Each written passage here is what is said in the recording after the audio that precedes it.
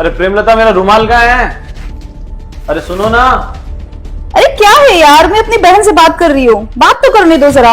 अपनी बहन से चैटिंग बाद में करना, मेरे को लेट हो रहा है, पहले रुमाल दो। अगर इतना ही लेट हो रहा है तो खुद से ले लो ना, ड्रॉर में पड़ा हुआ है। तुम्हें तो कुछ कहना ही बेकार है, बस घुमा लो फिरा लो और काम के टाइम बहनें याद आ जाती है। तो क्या अपनी बहनों से चेट भी ना करूँ? सारा दिन काम ही करती रहूं?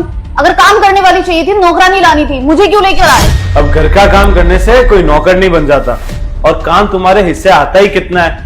झाड़ू वाली आती है, बर्तन वाली आती है, केवल एक खाना ही तो बनाना है तुम्हें। तो आपका कहने का मतलब क्या है? मैं घर का काम नहीं करती। अरे बाबा, मेरे कहने का ये मतलब नहीं है, तुम बात को समझो। आज हमें शादी के बाद से 1 महीना हो गया घूमते हुए, और परसों वापस आए। मम्मी की तबीयत खराब रहती है, तुम अगर थोड़ा हाथ बटा दोगी तो उन्हें अच्छा भी लगेगा और रेस्ट भी मिल जाएगा। अरे मेरे पतिदेव, ठीक है, खाना तो मैं बना लूंगी, पर वादा करो कि शाम को हम लोग पिक्चर देखने चलेंगे। पक्का लेके चलूंगा, बस तुम खाना मम्मी से मत बनवाना, खाना तुम बना लेना, मम्मी को रेस्ट करने दे। फटाफट इडली सांभर बना देती हूँ, फिर अभी फैक्ट्री जाएगा तो नाश्ता करके चला जाएगा। मम्मी, ओ मम्मी, क्या सारे दिन आप काम करती रहती हो? आप जाके रेस्ट करो, खाना बनाने के लिए प्रेमलता को बुला लेना, और मैं चला फैक्ट्री, ठीक है? अरे बेटा, नाश्ता तो करता जा। नाश्ता मैं फैक्ट्री में कर नहीं, लूंगा। बन गया है, करके अरे जा। मैं फैक्ट्री में कर लूंगा, आप उसको बुला लेना। हाँ पापा, पहुंच गया मैं। हाँ पहुंच गया। हाँ, थोड़ी देर में आ रहा हूँ मैं, थोड़ी देर में। अरे यार, कितना काम रहता है फैक्ट्री में। प्रेमलता, खाना पुरसो। अरे तुम तो यार एकदम मम्मी के जैसे थाली को सजा के लेके आई हो यार, एकदम खाना भी दिख भी वैसा ही रहा है। अरे एक तो बिल्कुल मम्मी के जैसी बनाई है तुमने। मम्मी के जैसा नहीं, मम्मी ने ही बनाया है। प्रेमलता कहाँ गई? उसकी बेटा तबीयत खराब है, वो सुबह से रेस्ट कर रही है। तबीयत खराब होना केवल बहाना है मम्मी। इनको इनके घर वालों से पूरे दिन बात करवा लो, पिक्चर दिखवा लो, घुमा लो फिरा लो, अपनी बहनों से बात करवा लो, अपने दोस्तों से बात करो, तब इनकी तबीयत खराब नहीं होती है। बस एक खाना बनाना होता है ना, तब इनकी तबीयत खराब हो जाती है। नहीं बेटा, उसकी सही में तबीयत खराब होगी, वरना ऐसे नाटक कौन करता है? अरे मम्मी, आजकल की लड़कियों को आप जानती नहीं हो। सुबह तो अच्छी भली अपनी बहनों से चैटिंग कर रही थी, शाम को पिक्चर देखने की बातें कर रही थी, बस खाना बनाने के टाइम इसकी तबीयत खराब हो गई। वो आते ही होंगे, जल्दी से तैयार हो जाती हूँ, मूवी देखने भी जाना है।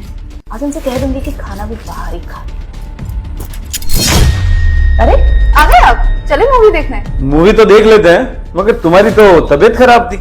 हाँ, वो क्या है ना कि दिन में थोड़ी तबीयत खराब थी, बट अब ठीक हूँ मैं। तुम्हारी तबीयत भी एकदम अजीब है, जब काम करना होता है तो खराब हो जाती है, और जब मजे मस्ती करनी होती है तो एकदम ठीक हो जाती है। पूरे दिन बहनों से बात करके यही सब सीख रही हो तुम। मेरी बहनों को बीच में लाने की जरूरत नहीं है। और तुम्हें क्या लगता है मैं नौटंकी करती हूँ? मेरे पापा ने मुझे यहाँ खाना बनाने के लिए नहीं भेजा है। अगर इतना ही शौक है ना तो किसी नौकर को रख लो खाना बनाने के लिए। नहीं नहीं, तुम्हें तो यहाँ पे ऐशो आराम करने के लिए भेजा है, सास ससुर पे हुक्म चलाने के लिए भेजा है, पूरे दिन अपनी बहनों से बात करने के लिए भेजा है, पूरे दिन मोबाइल चलाने के लिए भेजा है, अपने घर वालों को मेरे घर वालों की बुराई करने के लिए भेजा, और इसके बाद भी टाइम बच गया तो बीमारी का नाटक करने के लिए भेजा है। हर बात पर मेरे परिवार वालों को बीच में लाने की जरूरत नहीं है। उन्होंने तो बहुत अच्छे से शादी करी थी मेरी यहाँ पर उन्हें क्या पता था कि तुम लोग एक नौकर तक नहीं रख सकते खाना बनाने के लिए, भिखारी कहीं के। प्रेमलता, अपनी औकात में रहो, भूलो मत तुम किससे बात कर रही हो। दिख रहे हैं तुम्हारे घर वालों के संस्कार। हाँ हाँ, मारो मुझे, यही तो बाकी रह गया है। एक टाइम का खाना क्या बनवा दिया तुम्हारी माँ से, इतना बड़ा बवाल कर दिया। सब समझ आ रहा है मुझे, ये सब क्यों कर रहे हो तुम? मतलब क्या समझ आ रहा है तुम्हें? जरा मुझे भी तो मालूम पड़े कि तुम्हारे इस गंदे दिमाग में चल क्या रहा है। गंदगी मेरे दिमाग में नहीं, तुम्हारे दिमाग में है। सब समझ आ रहा है मुझे परेशान कर मेरे पिताजी से दहेज मांगना चाहते हो। दहेज? कितनी घटिया सोच है तुम्हारी। हमारे घर में कमी किस चीज की है जो तुम्हारे पिताजी से दहेज मांगेंगे? वो सब मुझे नहीं पता। एक पल भी इस घर में नहीं रुकूंगी जहाँ दहेज मांगने वाले दरिंदे रहते हैं। जा रही हूँ अपने मायके, और मिलते हैं अब कोर्ट में। ये वीडियो पूर्णतः सत्य घटनाओं पर आधारित है, और ये कहानी सिर्फ इस घर की नहीं, आजकल 90% घरों की यही कहानी है। क्योंकि आजकल लड़कियों के माँ बाप लड़कियों को सही संस्कार नहीं, गलत छाया देते जा रहे हैं।